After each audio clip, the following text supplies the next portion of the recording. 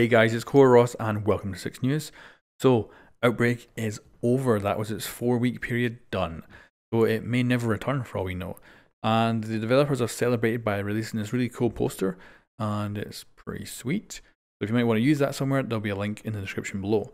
They've also released this blog post here with the end of Outbreak, which has a lot of statistics on exactly what happened during those 4 weeks.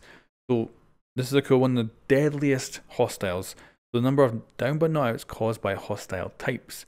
So the grunt is by far the most at 46 million down but not outs. The smasher at 28 million. The router at 13 million. The apex at 10 million. And the breacher at 56,000. So breachers didn't do that well, which is quite surprising. I really hated fighting the breachers, so I was kind of surprised by that. They're such low numbers. But then we've got hostile killed. So 3.7 billion grunts were killed, 697 million breachers, 47 million routers, and 22 million apexes, and 17 million smashers. In total, that is 4.5 billion killed, which is quite amazing. Really amazing. Then we got the kill to death ratio, which is 46. So I guess that's 46 monsters for every human, which actually, I'm going to say, I was expecting that to be higher actually. Then we've got the operator pick rate, which I'm actually surprised about. I thought Finca and Doc, because they're the only ones who could revive, do a quick revive, I was so sure they'd be a lot higher, but they're only about 20%. And everyone else is not that far behind. Yeah. Tachanka down there at 7%. Buck's only at 5% actually. I thought he was quite good in Outbreak. Recruit at 4.6. Capcan 4.1. I get that for Capcan. His traps were useful, but not the best. And of course, Glass down at 2.2.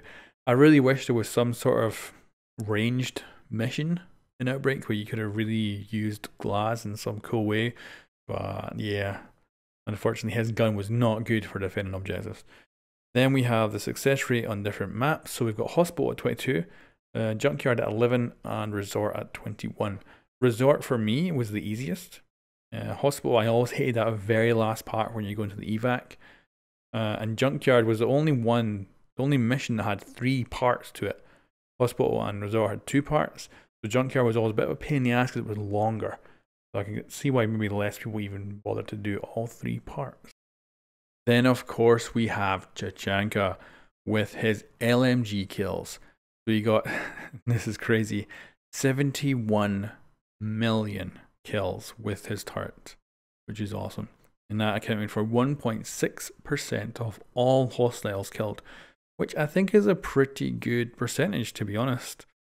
So that's pretty sweet. And I guess it might not just be Tachanka if someone else is using his turret. So I guess it could be any operator using the turret as well. So pretty sweet.